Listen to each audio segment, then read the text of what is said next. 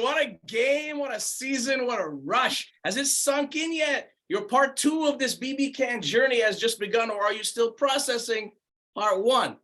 Well, I don't even know why I'm in part 2. I don't know why they would do this to me, how I ended up here, but I guess I'm here now. So the havoc does not stop. The menacing does not stop. I'm going in there to cause havoc. It's what I came to do. Let's go. How do you feel the House voted? Like, why did they vote the way they did to send you to the jury? They're scared. It's obvious. They're scared, and they should be. And also, they know that, you know, I have pretty much, I don't know if they saw that I have no loyalties to anyone except Ty, because everything that I was saying in my campaign was the absolute truth. I was going for Daniel, and, you know, I think they were scared. Me and Ty together was going to be a powerful duo for sure. Take me back to the moment where you feel the tide shifted for your game.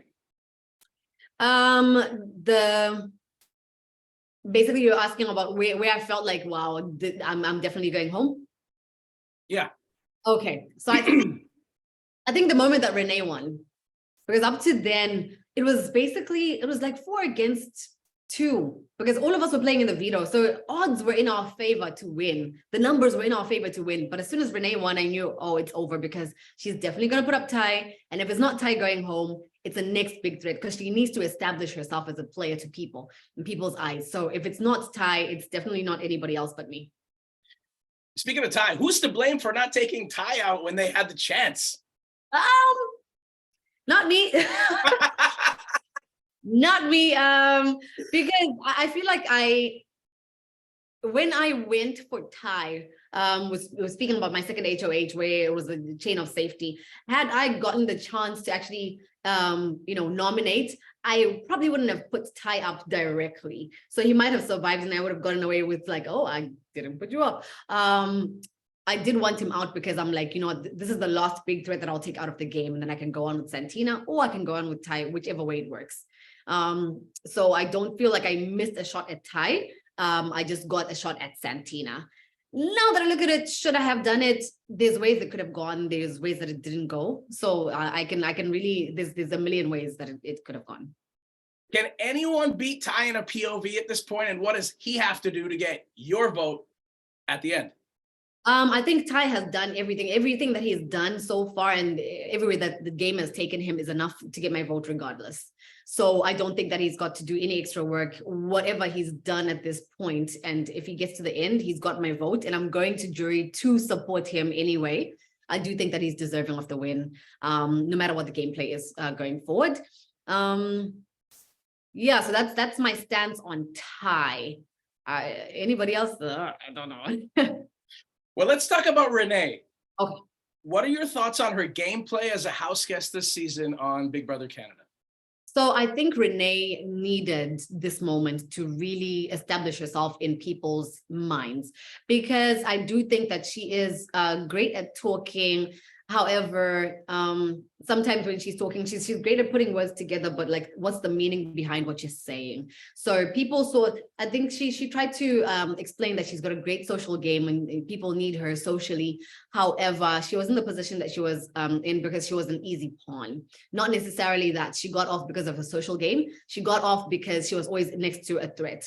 So had she pitched that at the end, it wasn't going to work for her. But now that she's established herself as a player, as somebody that can go after big threats fearlessly, people could still see the fear in it. I could still see the fear in it. The reason that I'm gone is because there was fear of me. So I don't think it was a fearless move. I think that it was a move to establish herself, and she did well. The shut up and sit down comment, was that game, or did you mean what you said? So a bit of both. It was reaction to a game move, because I didn't expect, well, not that I didn't expect it. I fully expected Renee to put me up, but I just thought that maybe she should have had some leniency on me. Maybe a part of her should have been like, Kuzi saved me twice. Why should I take my first opportunity to get her out? Rather, let me weaponize her. Let me, you know, she would have had me in her pocket somehow. So that was a comment coming from disappointment. It was a comment coming from, I hate that I'm even on the block. She had told me I'm not going on the block. She had told me all these great things.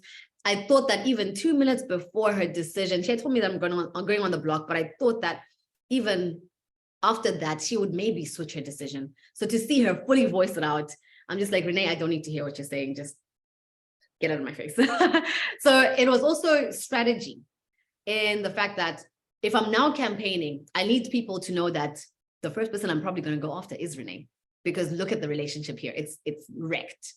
But of course, that comment, it hurt her feelings on another level that's probably not game. So I felt that it was important as well to just let her know that that was not my intention to hurt her feelings, but for her to, for me to establish that, right, you have started war, let's go.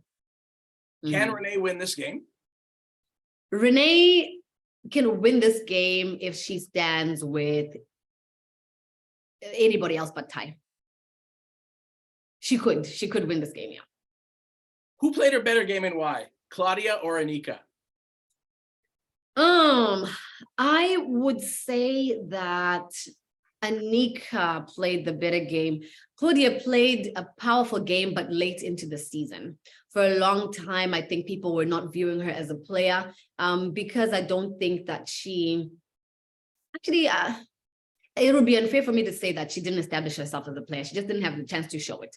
So people wouldn't see it. People only see it at the moment that she chose to put Ty on the block.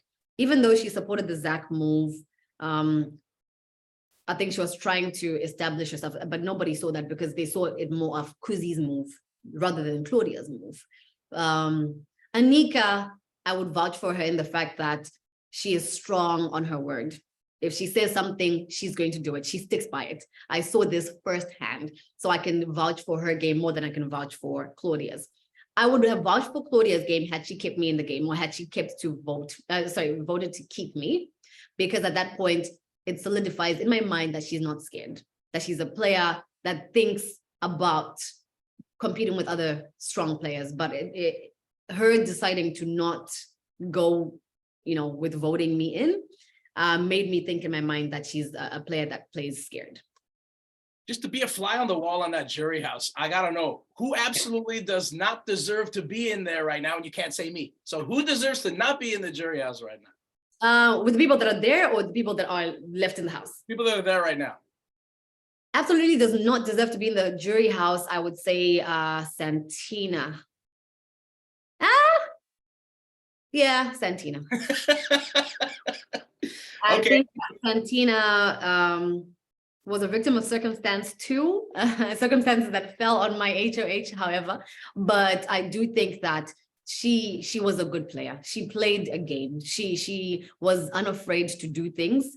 Yes, she's an emotional person, but she didn't have an emotional game. She had a strategic game, and I can only respect it. Okay, and who would be your ideal final three and your nightmare final three? I'm gonna start with the nightmare final three. I would go with Shania, Renee, Claudia. That would be ideal final three. Ideal final three would be Ty, Renee, Anika. Yeah. We got room for one more question. We're gonna do a speed round. Quick answers. Ready? I'm ready. Best overall gamer this season? Kuzi. Funniest to be around? Kuzi. The out to lunch the entire season award goes to? Kuzi. Messiest house guest?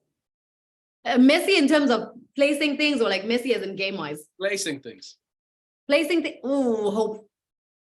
And the snakiest player this season? Kuzi. 100%. Kuzi, thank you so much. Thank you for having me. I really appreciate it. I had so much fun on this.